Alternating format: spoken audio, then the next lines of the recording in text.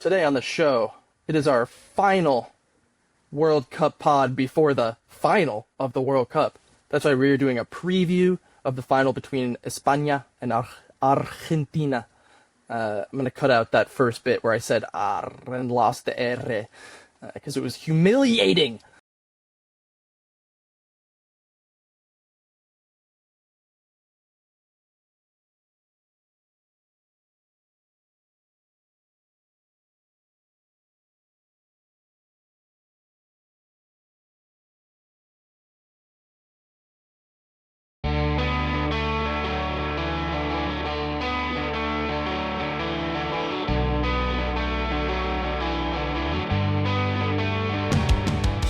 Live from San Jose, California, and Brooklyn, New York, where we will be hosting the World Cup final at Ebbets Field. It's going to be a historic occasion.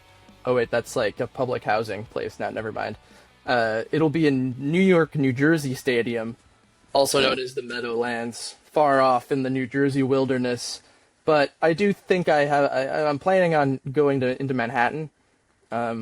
The 3 to 4 hours after fans are able to make it back to the city after the game, and just experience the highs and lows of either contented Spanish or insane Argentines.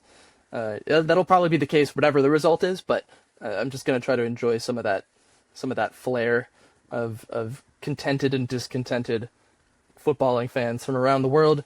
That's going to be fun, and you're going to be in San Jose, which I hear is lovely this time of year.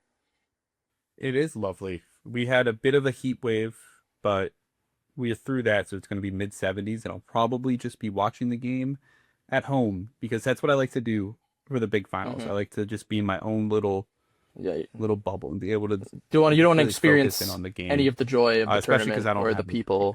No, it'll make me upset when it's not my team. I'll just be sad about the fact that Italy and the US are... It is something pretty unique to sport where I'm just going to speak for you here, where you're watching the England-Argentina semi, and you're completely rooting against England. And now it'll almost certainly be the opposite. You cannot stand if Argentina wins again. Am I right about that? Yeah, I don't want them to tie Italy for second most all-time titles. And Germany. Yeah. They would tie Germany as well. Only in sport can you be fully rooting for a team in person in one game, and then later that week could not hate them more in the next. I don't have any of those sorts of personal biases attached to this game. I understand why people are sick of Argentina, but I'm a pretty objective neutral heading into this one. I'm kind of relieved it's not France, because although I like many of the players on France and I hold no grudges to them, I just don't like the country and don't respect them as people. So it was important to me to knock France out.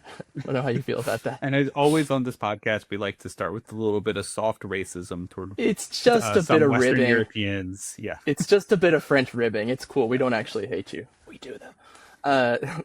But before the game, let's dive into a little bit of World Cup history, David. Where do these teams stand entering this final with history on their shoulders?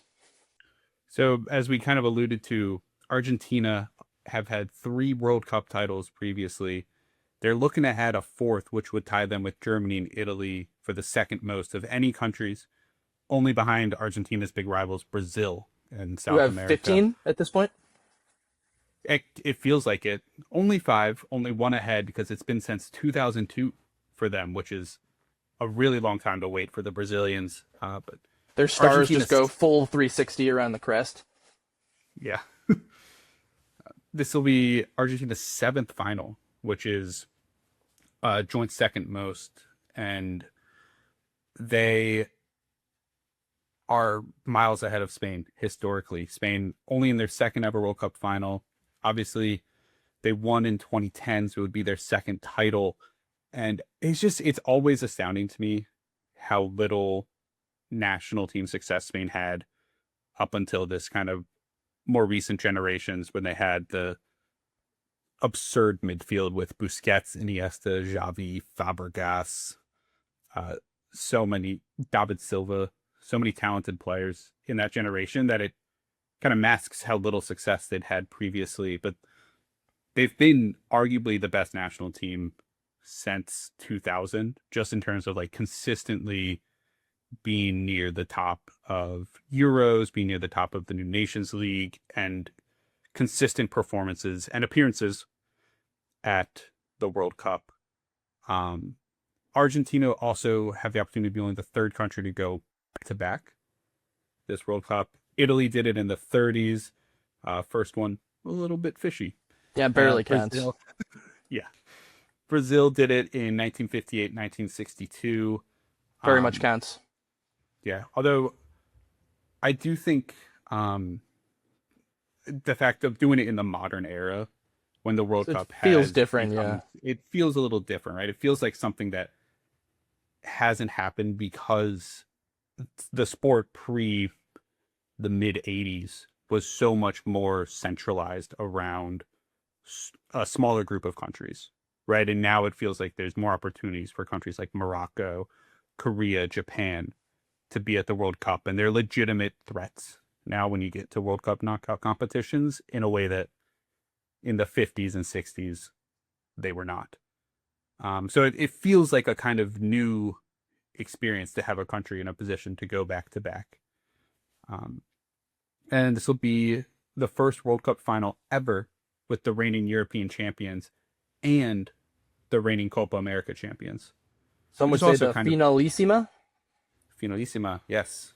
The one that we didn't get because it was canceled. Which I think it was like Spain had scheduling issues. Or they were gonna play it. They were gonna play it in like somewhere in the Middle East, and then Trump bombed the shit out of Iran, so they couldn't. So, and then they never could work out between the federations what location to settle on. Mostly because the Argentine Federation is a fucking disaster, and to no one's surprise, on the Spanish point, they were like the always talented ne'er-do-wells of the European continent. Like, this was other than that, the 1 Euros they won in the 80s, right? They were very much like, it was almost a little bit like Argentina post Maradona. They had that long wait for 2022 where, they had these, especially in the earlier Messi years when he wasn't like the only star. Not everything revolved around him. It was like, kind of, how does all this stuff fit together? Are they chokers? So that 2010 run and the really going Euros, World Cup Euros over that period really was like for people our age, I think, like, infused this idea of Spanish dominance combined with like the Barcelona Real Madrid stuff that was going on at that same period, and which was very much connected. Atletico Madrid as well, the third team that could compete for Champions League titles. Sure, but that Barcelona Real, but like all the Spanish players were coming from those teams, and some of them were teammates or rivals, and so that whole period of Spanish football is like very infused into our heads because we were forming our soccer brains at the time. So it's weird to think of them in any other fashion. But they also went through a period after that, like between generations, where they had a kind of a period of sustained lack of success at these major tournaments too. Until the Euros 2 years ago, they'd been on a pretty bad run of form, major tournaments, especially at the World Cup. They hadn't really had a successful World Cup since 2010 until this year. So, yeah, knocked out in the groups in 2014. I think Russia they went out of the round of 16 to Russia, I think, in penalties, isn't that right? Or was it the quarterfinals? Can't remember. No, it was the round of 16, I think. Round of 16, because I think they hadn't won a knockout stage game since 2010. I think it was none of them, Italy or Germany, had won a knockout stage game since their victories at the World Cup. Two of those remain the case. Yeah. And you mentioned... You trying to make me feel better about the Dutch? Yeah. Yeah. Thanks for you that. should. The Dutch is... Yeah. But I hear Spain won in 2010, but I don't recall who they played or what happened. It's all been blacked out. Yeah. You mentioned Argentina having all this talent and kind of failing to succeed, and it made me go back and pull up their 2010 World Cup roster, which is often pointed to as being a massive underperformance. They went out in the first knockout round, I think. That was the Maradona coaching year, right? Finals. That was the yes, Maradona was the coach. And I mean, I don't know why they thought that would work. Yeah, in hindsight, super predictable. Even at the time, I feel like it was a controversial appointment, but totally insane. You look at some of the younger talent on that team, I mean, Messi's 22, already arguably the best player in the world at that point. Angel Di Maria, 22. Nicolas Otamendi, 22. Gonzalo Higuain, 22. The Sergio Kun? Aguero, 22. The Kun. Javier Kun Pastore, Aguero. only 20. Yeah. Just kind of breaking out. He would be a great player. Mascherano and Tevez were only 26. I mean, there was so much talent on Loaded. that squad, but it's all attacking except Yeah. Otamendi. And they never really were able to fill out a full squad. And now you look at this Argentina team, and there's way less superstars. I'd argue, I mean, Messi is obviously Messi, but I'd argue on the current squad, the only real superstar is Lautaro Martinez, and he doesn't even start most of their Alvarez is games at this point. up there. I think I Alvarez feel is like on Alvarez, this. talent-wise, is there, but I just Yeah. don't think his like profile, because he's I not see your point that they leading don't have the as line many on a top historic shelf team as Inter talents. yet. Um, But yeah, there's I mean so much more they have complete. a good roster of defenders though, which makes it, Mhm. and they have midfielders playing at top European clubs other than Rodrigo de Paul. But he was not that long ago. And he's also a special case on this yeah, team. Yeah. he's kind of a specialty kind of type of guy. But that combo of Enzo and McAllister, which they sort of unearthed at the Qatar World Cup, was kind of like the revelation for the team going on to win, beyond all the brilliance of Messi and how good Alvarez was in that tournament, and Romero looks like one of the best defenders on earth whenever he puts on an Argentina shirt, and then he goes back to Spurs and does some crazy shit. Like that pivot, I feel like, was the thing that Scaloni found, like, on that journey in Qatar, that really elevated them. And McAllister is, especially even in the attack, like, obviously Enzo scored that equalizer, and he scored the winner in a couple rounds ago as well against Egypt. So he's always popping up into the box, taking a shot from distance, and so is McAllister. Like, they just sort of prowl around the edge of the box when they're in the final attacking third, making those runs and making life really hard for a back line. And I feel like, even though Argentina, we're about to get into the tactics and stuff, but even though they won't have a ton of the ball in this game, I would suspect, I do feel like those two are the key to, like, the line breaking in transition, the set piece stuff, I think they're going to have to score from outside of the box in this game. So I feel like those two we're really going to need to highlight them.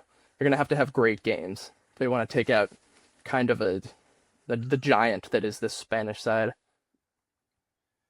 Yeah, and I guess just to tie it back into our history thing, they only met one previous time at a World Cup, which doesn't feel right. It's just There's no it's one of history those there. things- Isn't that weird? Yeah. Other than, Every time I look colonialism at- or whatever.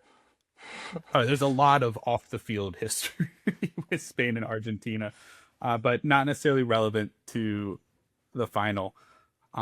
It's just every time I look at something about Spain historically, I'm shocked how little there is, and it just keeps blowing my mind every single time, because Argentina are so steeped in, like, the mythos and the history of the sport, and then Spain feel like they should be, and they're just kind of like, But it's just this century.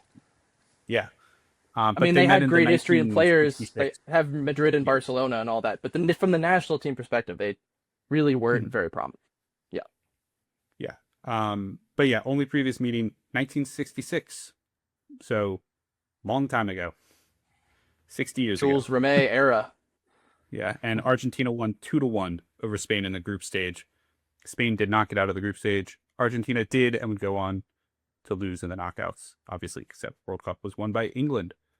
And then there is, as we mentioned, like, the club connection for these two teams is kind of crazy. I mean, there's so many guys on this Argentina squad that play either currently in Spain or have played in Spain, and the most notable is the Barcelona connection, with Lionel Messi being essentially raised in Barcelona. Yeah, Messi and is Barcelona. starring- Barcelona is Messi. Will always and be now the case. Lamine Yamal, they had the whole, like, oh, they used to take baths together thing. They used to take baths together. Is that what's happening in that photo? They're big. I think so. Kind of thought he was trying to dunk No, Yamal's like, head under the water. It was a yeah. footballing Well, baptism, is what he's it trying to was. get rid of him. I think he was trying to Yeah, get rid of him. He's trying to yeah, hold because him he under the saw the water. future. Yeah, Yeah. But no, Messi did. It was for UNICEF. The Barcelona team did like a bring your baby and have it bathed by a Barcelona player fundraiser. I don't know. That's a really weird fundraiser. Is like I'm not really sure what bring your baby UNICEF to was. fundraiser day. I'm not really sure what UNICEF was going for with that one. To be Well, completely honest. Messi certainly blessed him. Yeah, they got a great photo out of it, and it I led wonder if to his a brother got that action too, his 3-year-old brother. If he got the yeah, Messi dunk. yeah. Well, I mean, probably not. That's why he's It such a was, social media star. yeah, He got the Logan Paul um, dunk. He got a different sort of talent. yeah. But man, it's such a weird thing that happened, and I just don't get what UNICEF was going for. But what a weird coincidence, and kind of makes for a great little story here with the Messi Yamal connection, and obviously the the past of FC Barcelona and what looks to be the future of the club being highlighted at this 2026 World Cup final. If you're a Barca fan, you're living a good life right now. Yeah, how many players on the Spanish team alone are Barcelona players, right? Kubarsi, Olmo, Yamal, uh, Pedri, Gavi. Who am I forgetting? Eric or Juan Garcia, Mhm. Eric Garcia. They're just like still full of Barcelona players, and always will be because they're so. Ferran Torres, they're just intertwined, and will always be And intertwined. Barcelona has such a great And youth playing academy. style too. Yeah, yeah, and it fits They're really sort well of with this merged current in their Spanish side. style. Yeah, La Mhm. Masia and the Spanish Federation are basically this like preach the same principles in essence. Um, Mm. and And you that's look what over at the Argentina side, and there's a lot of, I would say, particularly like Atletico Madrid kind of connections and ties over there. Giovanni, or not Giovanni, Giuliano Simeone. I picked the wrong Simeone. Um, Julian Alvarez, Molina, and did Taliafico play for Atletico at any point? He just feels like he should have, but I don't think he he actually does did. feel like he should have. Yeah, Yeah. that's a good question. Um, but that's three guys that are projected to be starters who Never currently did. play for Never at the did. man. He should fix that. He should make the move because he's at Lyon Yeah, now. I it's mean, not too late. He's at that Lyon. club Yeah. could disappear at any time. So, you know, yeah, a lot of Atletico Madrid connections as well with this team. And obviously, Atletico Madrid are managed by Diego Simeone, who is former Argentine player, father of a guy on the team. You know, it's He'll be there's a at the lot of game. connections, and he will be there.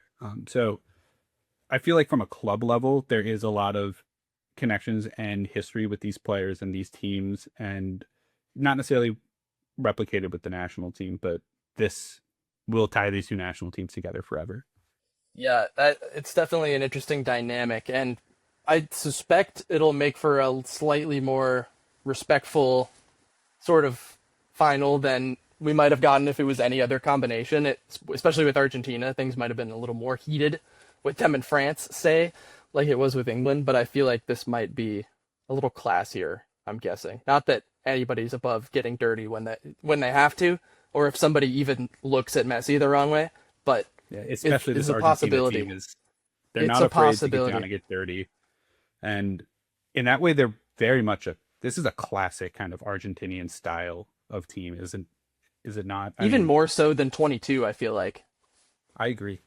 They have obviously great attacking talent has always and a lot of really skillful players on the ball. It's always been a thing with Argentina's teams, and it's always been a thing with South American teams in general. But you know, you have this great iconic player in Lionel Messi, which again, it's always kind of been Argentina's way is to build around this one superstar of the team. The classic example is Diego Maradona. Messi took over for that role once he kind of burst out onto the scene in the mid 2000s. And then you surround him with a lot of players who are good passers, good on the ball, but they're not afraid to, break up play, leave something on an opponent, can always kind of pick a pass as well. I mean, really aggressive defenders who are going to possess the pace to like recover if their counterpart misses a tackle or if they miss a tackle. Like, if you get past one defender, there's going to be another one you have to get past. And it's always been, not always, but really since, I guess, like the 60s, this has kind of been the Argentinian style of aggressive defending, a lot of recovery runs from the defenders, and a lot of guys who are really good, versatile midfielders and attacking players building around one superstar of the team. You can really see these principles, like the characteristics, ossifying throughout a tournament too. When you've been together this long, especially with this extended tournament, camps like almost 2 months now. A lot of these players, at least 6 weeks, have been together, and you could just see these things. The isolationism of that, like, just binds these guys into this same mindset even more clearly than Qatar. And it's true with Spain too, but in a different way, where they've just continued to sort of like steadily find their groove. And it's a very funny contradiction, actually, and speaks to their styles as well, which we should get into. Spain, the metronomic, steady as they come, pass you to death. Argentina with the pressing, the physicality, the verticality, the narrowness of attack, and I don't know if you want to speak to any of that stuff. Yeah, I think we touched on Argentina. I think Spain also do a great job of just exemplifying what Spanish football is about, right? I mean, the base of this team is built around the kind of tiki-taka foundations that were laid. I guess we'll credit Pep Guardiola, probably got inspired by some other people slightly before him, but by Pep Guardiola, As and everyone combining does. that a little bit, I think, with some of like the total football that Johan Cruyff introduced to Spain back in when he was managing at Well, that's Barcelona. the thing. Spanish football is Dutch, essentially. I mean, they've taken it into their own thing, obviously, but the core, like, central principles of it are Dutch total football. That's And I think you see that with, I'm going to highlight in particular, I think, for this, Pedro Porro and Marc Cucurella as like the perfect examples of this kind of blending of those styles, because the Spain will short pass you to death and can absolutely just possess you to the end. But Pedro Porro and Cucurella are both also exceptional at getting wide down the wings or coming in and being part of the midfield, or Kubarsi is able to play the ball forward and step into the midfield, and then Porro can slide in as a center back. And Laporte can do the same with Cucurella on the other side. And those fullbacks, they can do any task that you would ask a fullback to do, or a midfielder to do, or a center back to do, and they can do it all. And that's kind of like the total football idea that Johan Cruyff brought to Barcelona when he was managing there, and instilled in pretty much everything we see from the Spanish national team since he got to Barcelona, has been infused with this kind of total football idea. But Spain do add to that with the isolated striker. Like, Oyarzábal's not going to drop into play. he does At a least little in this bit. version of Spain. Not too He much, does a especially with little bit, Olmo but there. not. He's But not like in a Messi, not in like a yeah, properly yeah. false nine way. But I mean, you could see it in the second goal they scored against France, which went back to front against the press, and then ends up like a back heel flick as almost getting fouled, which allows this and Uyarzábal pulling a center back away by stepping out of the box. So Raporo replaces his position, runs in unmolested, untracked, and scores their second game-stealing goal. Kind of Uyarzábal all will of do it, those but things just in on like display. in a little tighter area than maybe your But traditional. that was kind of false like nine. all of their stuff on display in one sort of action, back to front. Yeah, and then obviously they've combined it with the classic another Barcelona style of the tiki taka, right? Like, hold the ball, patience is a virtue, and short passing, but it's not just short passing, right? Like, Rodri, Ruiz, even the center backs Kubarsi and Laporte, they can ping you from deep as well, and they can spring Yamal or Yazabal or Baena on the rare occasion, they can spring them forward on a really quick, counterattack or just surprise you with the amount of verticality you weren't prepared for. And it's really difficult team to defend against because they have so many ways that they can beat you. Yeah. Then there's Yamal. It's there as Yeah. the like their wild card superstar, who can play in within that system or go outside of it and create chaos for the other team. Yeah, Argentinian wise though, I mean, what more can we even say? We've seen it on display. Some people have said, I've heard in the media some people saying that like the tactics aren't great, they're not playing complete games. I think that's kind of missing the point a little bit. Hmm.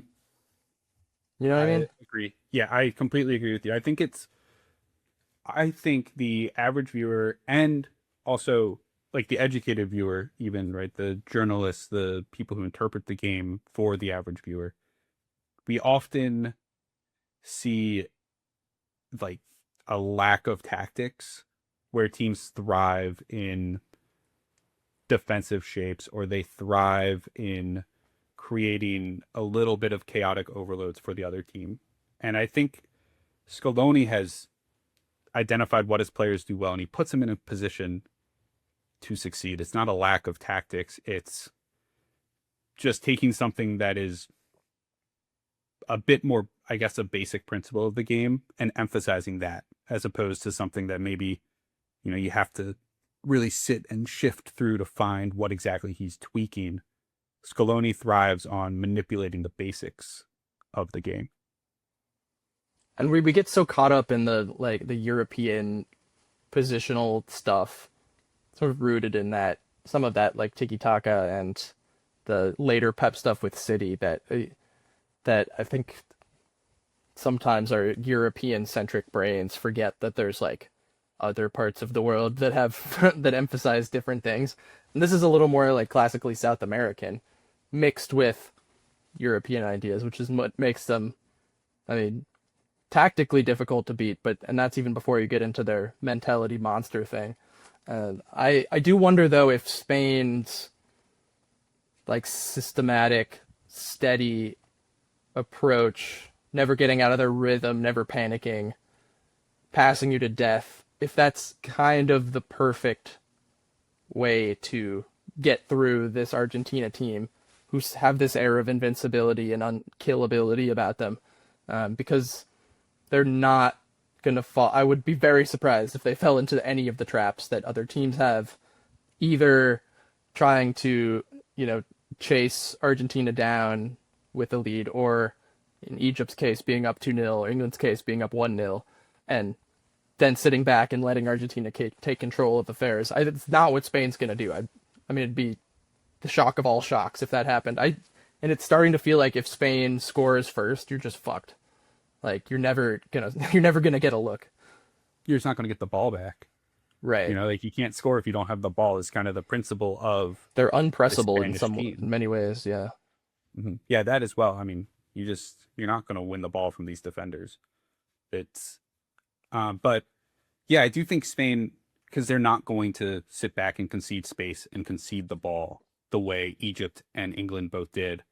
And Argentina thrive when teams do that because they're so good in these tight spaces and they have such strong understanding of the players around them that they kind of have a sixth sense to know what their teammates going to do and if they can let this ball run or if they should go to the right or to the left. And that is exemplified in these tight spaces in the box when you have it also compacted there. And Spain won't let that happen.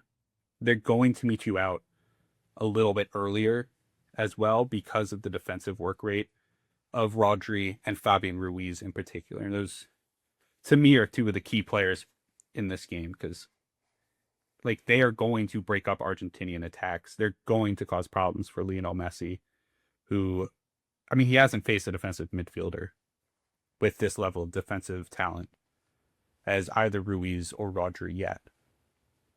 And I don't want that to be a criticism of England's double pivot, which is great, but Declan Rice isn't Rodri. I don't think Not this it's not a version of harsh Rodri. criticism. I mean, Declan Rice is And a not this pretty version of elite Declan Rice, player. who's been dealing with injuries throughout the entire Yeah. World Cup, right? But So Rodri looks fully back fit finally after missing so much of the year, looking like more Ballon d'Or level Rodri.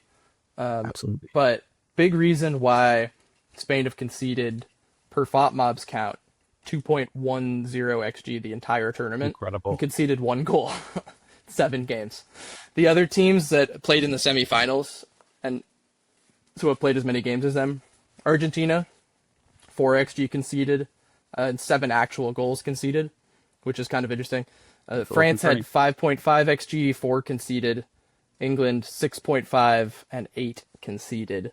So pretty big difference. Argentina's defense has been fantastic on the the advanced stats side of it.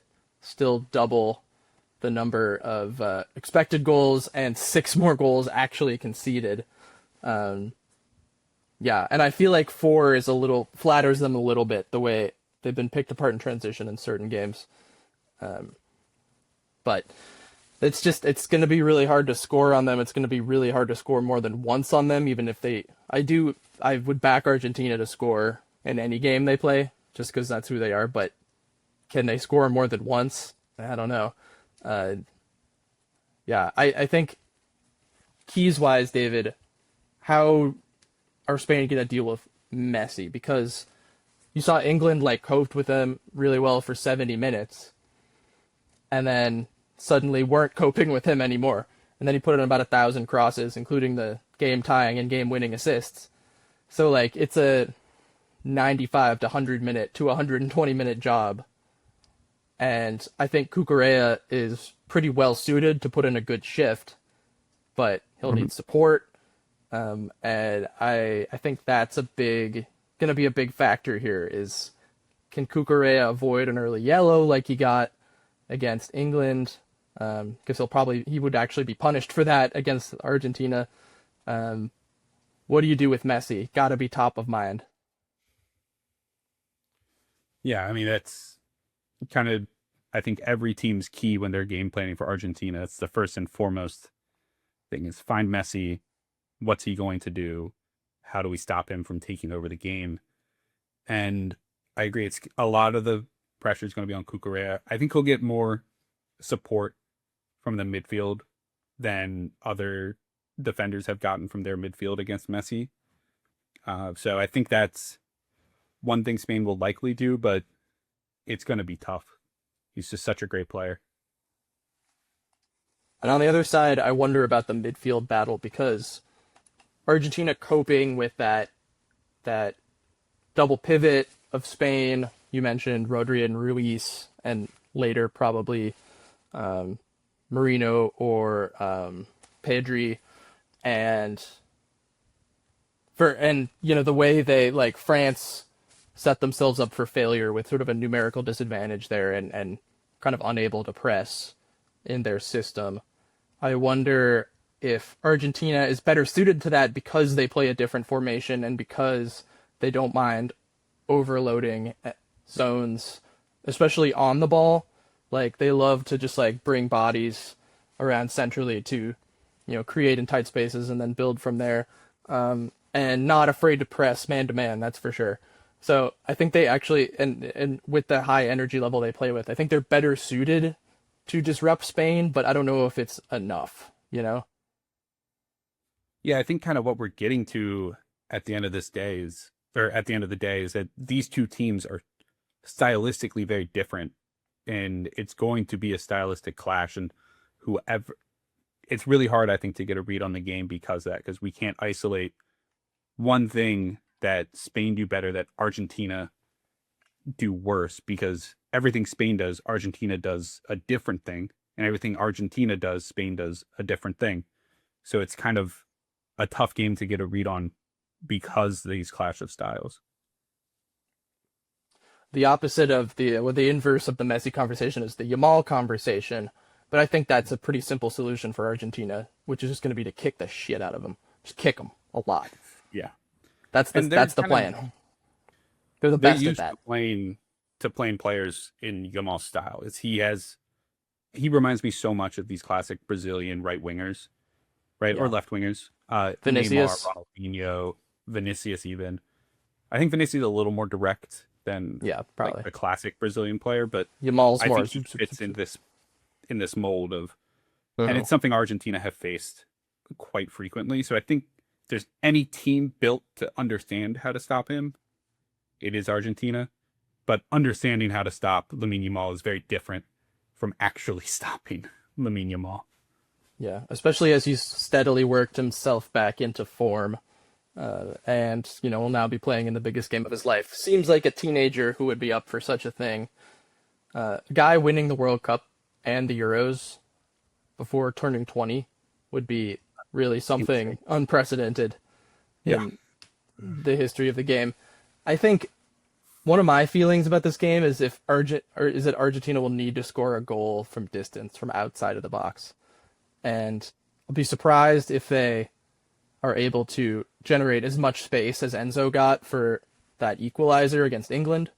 But I just think it's going to be so hard to penetrate Spain's box in that many meaningful ways. And Argentina have a lot of guys that can score from distance. And the other thing is, I mean, it's great that Spain haven't conceded any chances, but also nobody's really tested Unai Simon in goal yet. And he's come up big for them with shot stopping in his now pretty long run as the number one keeper, despite being probably the third best keeper on the team. But he's been their guy. He's been De La Fuente's guy, and he still scares me with some of his like sweeper Neuer antics. Except he's so bold that the situation like in the France game, where he could have very easily been punished for being as rash and bold and coming out as he was there. Argentina will just punish you for that simply. But also, he's only made 9 saves in 7 games so far at this World Cup. A total of 1.7 xG faced. And in racking my memory, I can't remember too many of those being like, difficult saves to make. One or two of them. So I think just testing him early, if they're able to fire off a couple of decent shots with the people who can strike from distance, Enzo, McAllister, obviously Messi, Alvarez. I feel like that could be a little bit of a not that they need more confidence, but just seeing something that forces a save against Spain could be confidence boosting. And I think they'll have to score from distance to win this game. Yeah, and obviously we haven't really seen Spain have to respond to a goal anyway. So if you can score from distance and force Spain to have to rethink how they're defending, that's a new task for them to have to think on the fly that we haven't seen them have to do so far this tournament.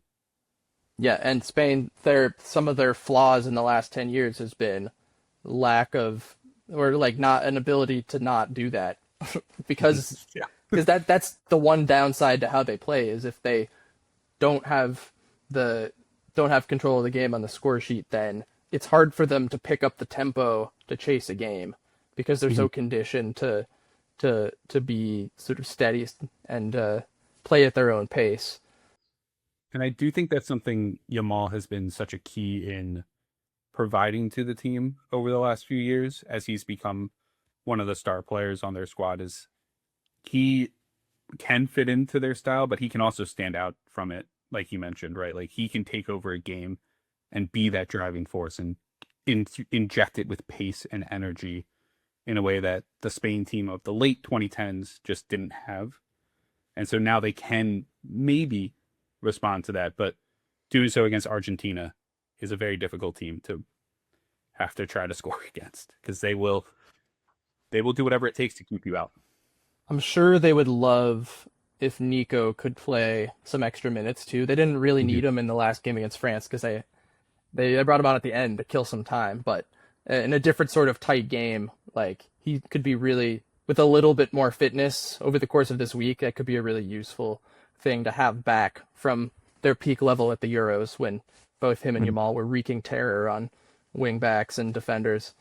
So, I mean, we'll just have to see. Is there anything else you want to touch on here before we get out of here? I think, before we do predictions, like final predictions, maybe look at what a combined 11 for these teams might look like. Sure, let's do it. That always does well on socials. So it's a bit tricky with tactics. Yeah, I have to kind of fudge some of these matchups for us to figure out. especially Argentina's, who haven't had a consistent formation and a consistent starting 11. But goalkeepers have been consistent. We have Unai Simon or Emi Martinez. Who are you taking? I'm taking Emi Martinez, even though he hasn't had a great tournament for his standards. You could see in like the XG faced versus allowed. He's had a couple of big saves, but they haven't been in a penalty shootout. Neither of these teams have. They have, which we haven't actually had that many penalty shootouts. Maybe that's a conversation for we did in probably the next first week. round, didn't we? Yeah, But after the first since round, then, we've it's only been had extra one, time I stuff. think. Yeah, interesting that these games have been actually settled in extra time at a much higher rate than we're used to. But that's probably something for the post World Cup show that we're gonna do. I think Emmy, you have to take Emmy for the big game experience, right? Yeah, I think And the coming in here- clutchness and the penalty prowess and all that. Yeah, coming into the World Cup, I think Emmy would have been easy. Let's move on to the next one. Unai Simon's been excellent though, but I think I do still lean Emmy just because coming into the World Cup, he looks so good and he hasn't really. It's not like he's been bad, So I don't want to take It's away the from him. aura. Yeah, you have to go with Emmy, I think. Right back, potentially the easiest one on here. No, but one of about the that. easier ones. Pedro Porro and Molina for Argentina. I mean, I don't mind Molina, but I'm taking my guy Porro, Yeah, obviously. it's easily Porro. He's had a great tournament. Molina's had a rough tournament as well. Yeah. Pretty classic substitution to bring on Montiel for him, and suddenly Argentina look much better. But Porro's just like one of the few Tottenham. He and Jed Spence were like who are showing the two guys showing out for Tottenham in the semifinals. Were really the only bright spots in the team last year. So when healthy, that is, which is almost never. But yeah, and first center back matchup is Kubarsi and Romero. You go first. That one's hard. I'm taking Kubarsi. He's so young, but I think his ability on the ball has been already developed further than Romero's is, and I just trust Kubarsi to play a very safe, controlled game, whereas Romero, I think the mistake is, there's always a possibility of a mistake or a boneheaded decision from him. Really, for Argentina, though, I think I would lean Romero here for the experience alone. Okay. I think that's fair. I think this is a very tough one. I think both center back That's one of the options are hardest very ones, difficult. Not the Laporte- other one. I think the other one's still kind of difficult. Emerick Laporte and Lisandro Martinez. Taking Martinez. I also take Martinez, but I feel like I was going back and forth on this one because Laporte I think is so good. I mean, I was gonna He's been say so good I this forgetting Baena is in the starting 11, so I'll retract what I was gonna say, which is he's the weakest player in Spain's starting 11, but but he's the second weakest player in Spain's starting 11, and he's always plays well for them. So he's the one that caused the Simone rushing out instance late in the France game. Also, by just giving the wall, he's the one I trust the least in the back by far. That's fair. I've been so impressed by his performance. It's partially because coming in, I didn't have any expectations for him. I didn't even think he'd be good enough to start for the Spain team. So I've been very impressed by him. Well, this is like Sandro's before the also been Euros great. when you brought him in. I was like, damn, Spain are this desperate for a center back. Like, Jesus, they're not now, but he's still held his position. So good on him. Yeah. On the left side, we have Cucurella and Tagliafico. You guys both having great World Cups, but it's got to be Cucurella. Agreed. I feel like he's a beast that's a for pretty this easy team. one there. Yeah. Absolutely. Talk about raising your level for the national team. I mean, so good. He plays for Madrid, baby. Team. Yeah. Center Jose's mids Madrid. started with the deeper center mids for these teams, Rodri and Paredes. Rodri. Yeah, I think Rodri wins. Rodri. Just because it's Rodri. Yeah. All right, Fabian Ruiz or Enzo Fernandez. Oh. Yeah, this is a tough one. The issue with it is that they're very different players, and they both occupy a role on their respective teams that is so needed and so crucial to how they operate. I would say because, and Ruiz is always so classy when he plays for Spain, especially. The reason I'm going to lean Enzo here, might surprise you there, is because Ruiz and Pedri are sometimes chopped and changed and sometimes interchangeable. Pedri was starting over Ruiz for a good chunk of the knockouts, also, for a few rounds. So I think just in terms of like team-based need, Enzo is more important to Argentina than Ruiz is to Spain. But I don't feel good saying it because Ruiz is so goddamn smooth. He's so smooth. I think really over Ruiz's entire career, he's just been one of the most underrated players in the world. I mean, absolutely. Even going he's always back under to the when radar. When he broke through at Betis, he was exceptional. At Napoli, he was so good. And since moving to Paris, he's kind of overshadowed by some of their young midfield stars. That's what it is on Paris. I think when you're on Paris and like these days, like there's just so much talent to go around that if you're not the one scoring the goals, Dembele or Kvaratskhelia or or one of the new talents breaking in like Zaire Emery, then you kind of get lost in the shuffle, you know. Yeah. I'm happy Is that to give wrong? this one to Enzo. It might be I'm wrong. happy to give this one to It doesn't feel good give this though. one to It feels Enzo, but gross. I would probably pick Fabian Ruiz if I was building a team. Me too. Yeah. So maybe I guess then let's go Fabian Ruiz if both of us Yeah. will pick him in a bubble. Yeah. Yeah. And then last midfield spot, I went with Dani Olmo, obviously for Spain. I moved McAllister's kind of been playing sometimes a winger, sometimes a midfielder, maybe an attacking mid. So I went with him for Argentina. This is also like just a cruel choice. Mhm. I think, God, I don't know. What Yeah. does their team need? I like McAllister a lot. I'm a McAllister stan. I am also. He's I also think so McAllister- important to this Argentina team. Yeah, and his versatility is so impressive in the midfield. He can do so many different things, whereas Olmo feels like he's He's a little 10. I think within this Spain he can move around, but in other Yeah. situations he's just a 10. And so I think that I would lean McAllister over him. Okay, we'll give it to McAllister. Yeah. All right. On the right wing, this one's tough because this is kind of where the formations start to differ and where Argentina have really chopped and changed. But I said Giuliano Simeone started the last game. Let's go with him or Lamine Yamal. And this should be a pretty easy answer. Yeah, you're trying to make sure we get Yamal and Messi in there. Yes, we're definitely taking Yamal. All right. The next one, I also kind of had to cheat because Argentina don't use a real left winger. So I put Messi over there because he's not the striker. And he's because you didn't want to put him on the right wing, so we didn't have to eliminate Lamine Yamal. Yes. So Nice Baena or Messi. And oh boy, Baena. Oh, he works hard. Let me tell you. He runs. I'm not sure what else he does, but he runs. This is a tight one. I think similar heights, kind of similar facial hair right now. But I think I'll lean Messi, even though he's really old. He does and play walks in MLS, for 80% of the game. Does play in MLS. Yeah, that's kind of lame.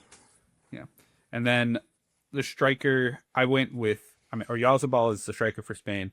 I said Julian Alvarez since he started more of the knockout games. He'll start. Carlos started more group stage games, but Alvarez will start with Alvarez. Yeah, and I'm going. It doesn't matter because I'll take Oyarzabal over either of them in the national team setup because he's just a machine. Like he scores, just for fun. You know, what's the stat about?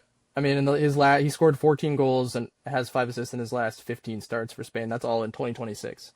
So incredible. And he scored the winner in the final of the Euros. He's just like the guy you want out there. Even if you forget he's there for like 30 minutes, then he'll pop. You know, he barely had a touch the first 20 plus minutes of the France game. Needs to take the penalty. Picture perfect penalty. Like he's got nerves of steel. He's clutch as hell.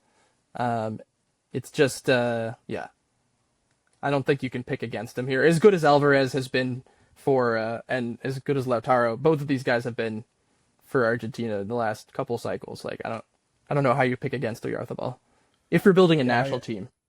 I think in isolation, he's probably the third most talented of those strikers, Mhm. but he's also probably who I would pick because he gets the job done. He's so reliable, which is really important for a national team.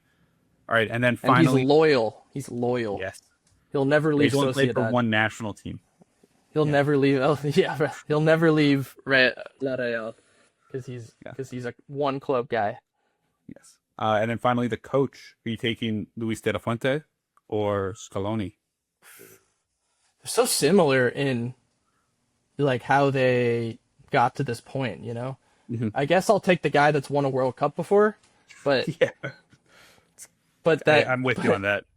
But it's really that's pretty. Could two guys like understand their teams better than these two at the national team level? I'm not. It's their matches made in heaven. Yeah. So to contextualize this, wrap it up as we head into predictions. Of the 12 things we chose between, you picked 6 Argentines and 6 Spaniards.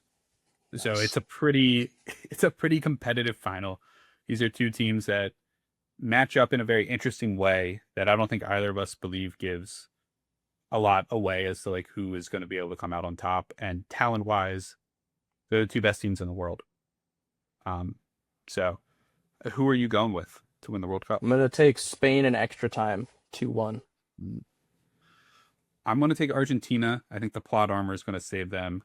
It's going to be Nico Gonzalez. He's been brought on in every game, and he's going to deliver. And everyone's going to say, he's still around? That's Serie A. insane. You can't get out of your Serie A way. I know he doesn't play for Serie A team anymore, but you know. Yeah. That's interesting. He's due, Max. He's due. I've just been on Spain. Argentina. I've been on Spain, since the beginning. So I'm sticking with my prediction from way back when, and I'm just a believer in Spain. In this group, ever since the Euros, I've been locked in that they're going to win the World Cup. So we're gonna ride that out to its conclusion. All right, everybody, that's gonna do it for the preview. We will see you on Monday for a recap of what should be a classic in East Rutherford, the eyes of the world on the Meadowlands. How many ACLs will be torn? The fires are clear. It should be clear by Sunday. All right, we'll see you then, guys.